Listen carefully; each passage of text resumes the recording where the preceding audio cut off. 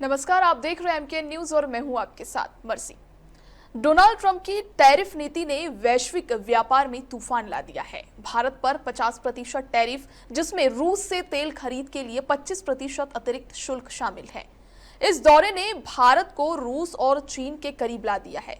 बात करें तियानजिन में एससीओ समिट में पीएम मोदी की, तो शी जिनपिंग और पुतिन की मुलाकात ने अमेरिका को रणनीतिक झटका दिया है।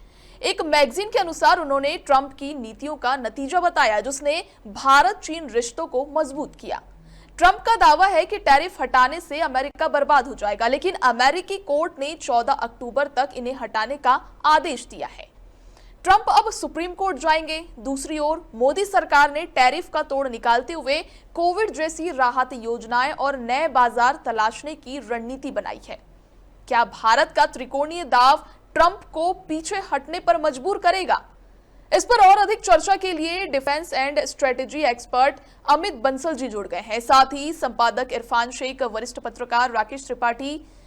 आपको बताते चले कि तियानजिन में एससीओ समिट में पीएम मोदी, शी जिनपिंग और पुतिन की मुलाकात ने अमेरिका को रणनीतिक झटका दिया है। एक मैगजीन के अनुसार उन्होंने ट्रंप की नीतियों का नतीजा बताया, जिसने भारत चीन रिश्तों को मजबूत किया है। ट्रंप का दावा है कि टैरिफ हटाने से अमेरिका बर्बाद हो जाएगा। इसी के साथ हमारे सभी मेहमान हमारे साथ जुड़ चुके हैं। सबसे पहले मैं अमित जी के पास जाना चाहूंगी और पूछना चाहूंगी कि ट्रंप द्वारा भारत पर 50% टैरिफ, विशेष रूप से रूस ने तेल खरीद के लिए अतिरिक्त 50% शुल्क भारत और रूस के चीन को करीब ला दिया, जैसा कि एससीओ समिट में देखा भी गया है। आप भारत की रक्षा नीति पर इस पुनर्संरेखण के रणनीतिक प्रभावों का आकलन कैसे देखते हैं? देखिए, इसके जो इफेक्ट हैं वो अभी कहना बहुत मुश्किल है, क्योंकि ये एक टेम्प करते हैं तो ये एक रुकेंगे, ट्रंप का हृदय परिवर्तन होगा कि नहीं होगा, और ये जो सामान के ऊपर है, अमेरिका से सामान के ऊपर नहीं है। आज की डेट का डिफेंस, भारत जो डिफेंस सामान इंपोर्टर है, हम अमेरिका को डिफेंस के आइटम्स एक्सपोर्ट करते हैं, केवल इंपोर्ट करते हैं। तो टैरिफ नीतियों के ऊपर कोई फर्क नहीं पड़ने वाला है, जहां तक मैं समझता हूँ। दूसरी बात, टैरिफ को आपको कुछ चीजों से जुड़ करके बोलना पड़ेगा। टैरिफ एक फ्लैट टैरिफ नहीं है जी। ज्यादा एक्सपोर्ट जो अमेरिका को होता है वो होता है फार्मा गुड्स के ऊपर जी।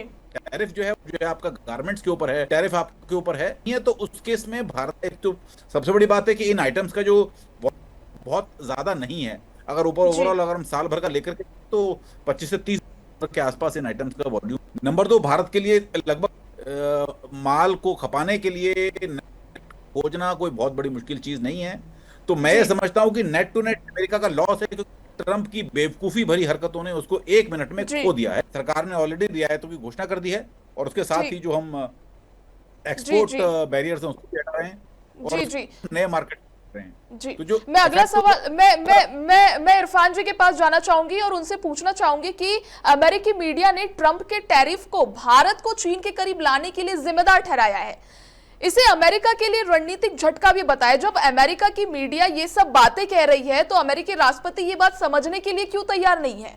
देखिए, जब किसी भी मुल्क का कोई हेड ऑफ स्टेट होता है और जब उसके दिमाग में ये घुस जाता है कि वो दुनिया का सबसे पावरफुल व्यक्ति है और सारा और उनके पास है, इकोनॉमिक पावर उनके पास है, उस भ्रम से जब तक वो बाहर नहीं निकलेंगे तो वो अपनी मीडिया को भी नहीं समझ पाएंगे, ना ही वो इंटरनेशनल मीडिया समझ पाएंगे, और ना ही वो जो ग्लोबल इकोनॉमिक्स जो चेंज हो रहा है, जो ग्लोबल पोलैरिटी चेंज हो रहा है, उसको भी नहीं समझ पाएंगे।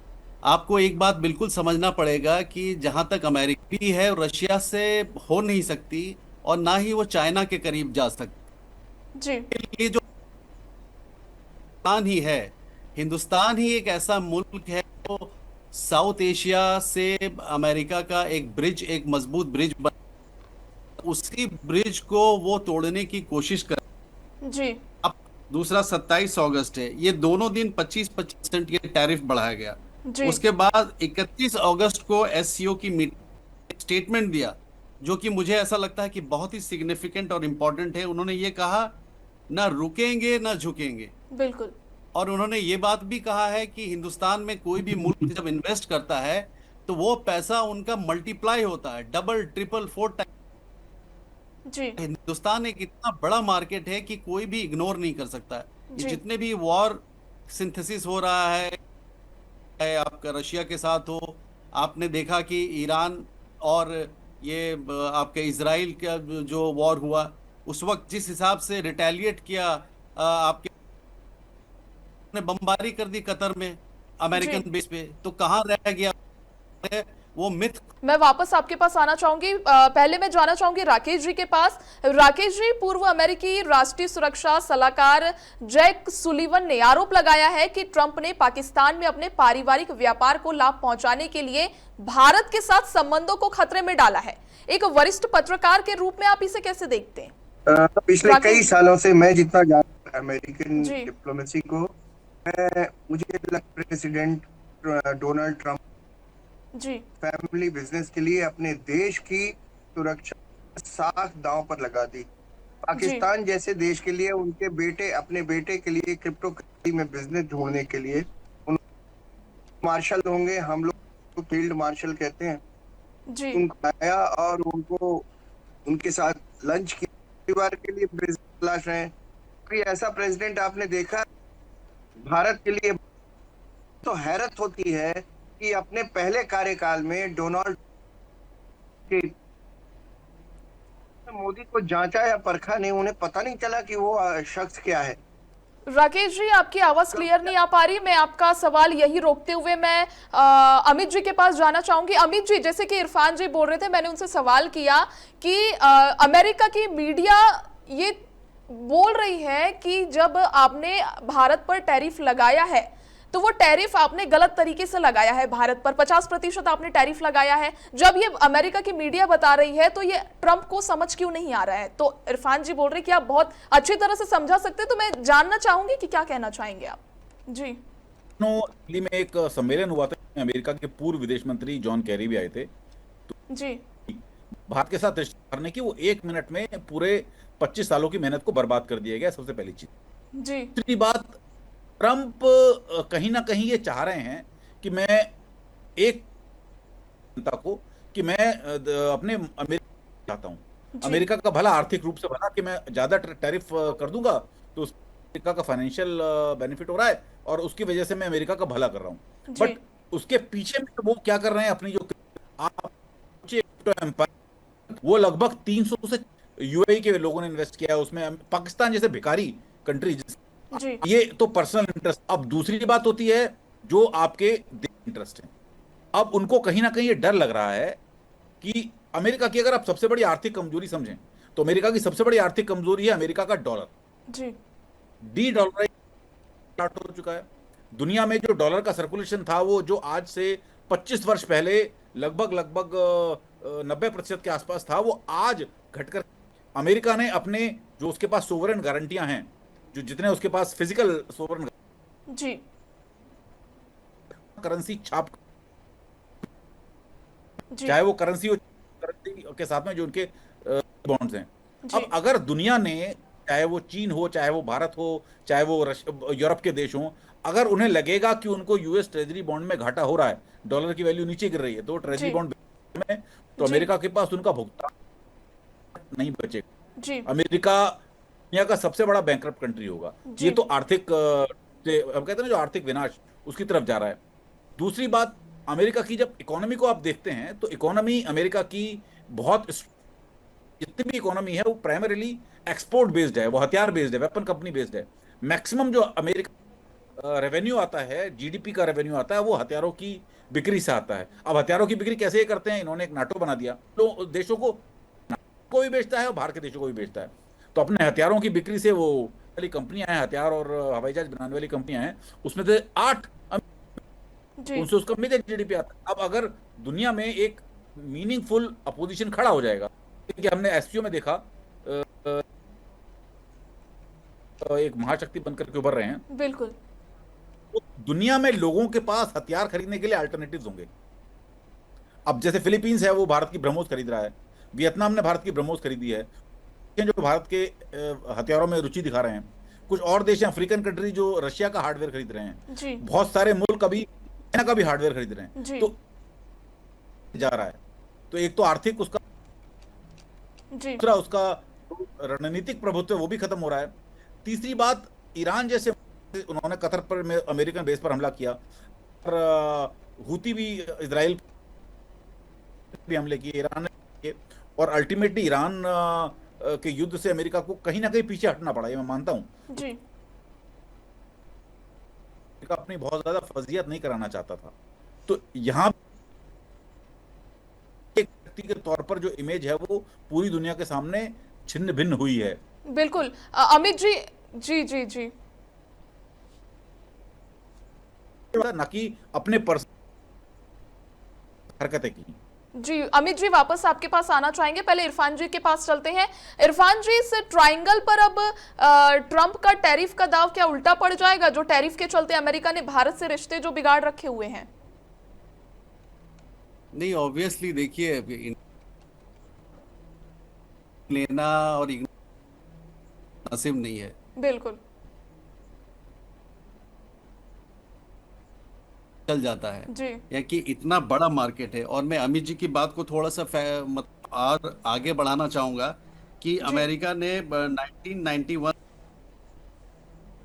ऑलमोस्ट 251 ये मिलिट्री इंटरवेंस किए हैं, जी जिसमें कि कंट्रीज थे 12 से लेकर के वो 32 कंट्री हो गए। जी तो अमित जी का इतना वैलिड ये पॉइंट रेज किया हुआ है कि उसी से सब कुछ जुड़ा हुआ है।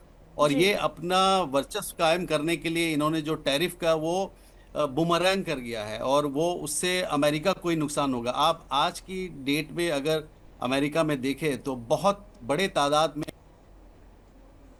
वो जी जो अमेरिकन ड्रीम का एक जो मिथ है वो बस्ट हो रहा है।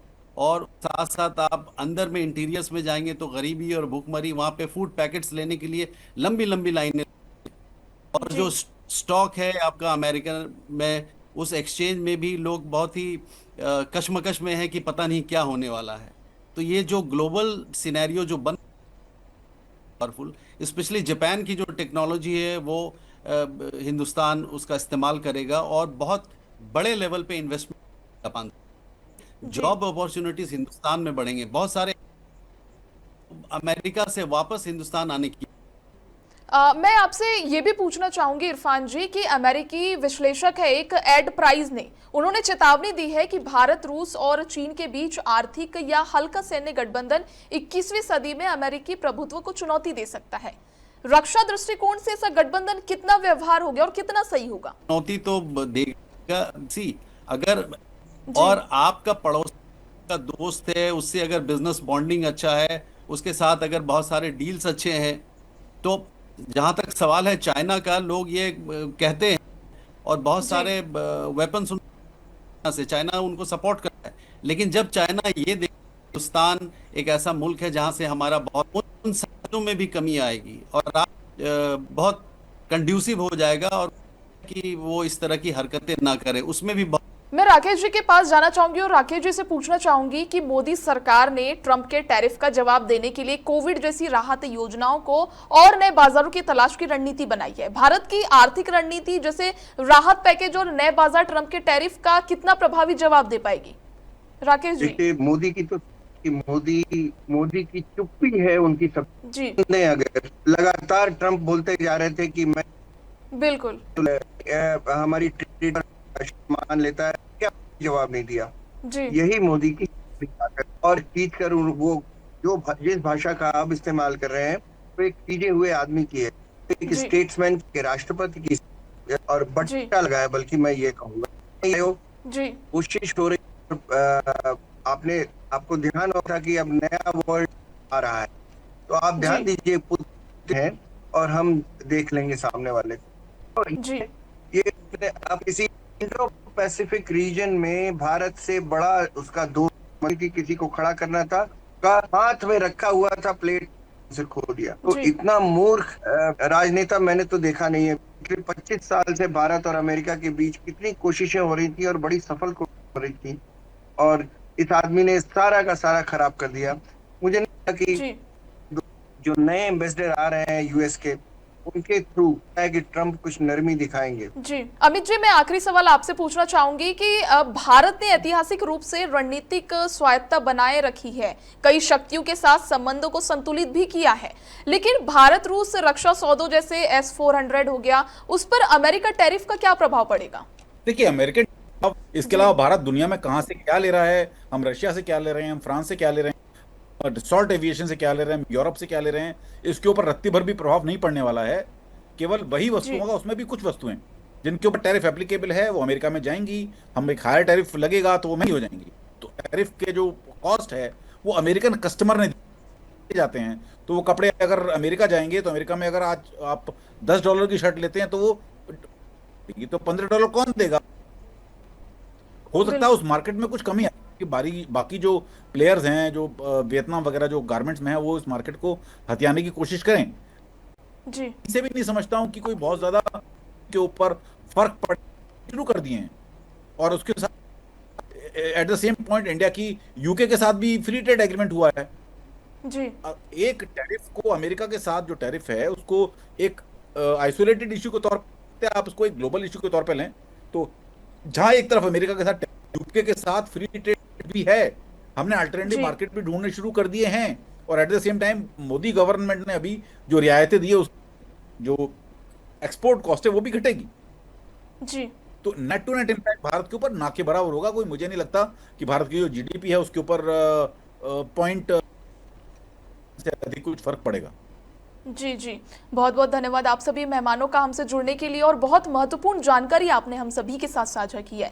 बता दें, ट्रंप की टैरिफ नीति ने वैश्विक व्यापार में भूचाल ला दिया है, लेकिन भारत ने एससीओ समिट में रूस और चीन के साथ त्रिकोणीय रणनीति अपनाकर जवाब दिया है।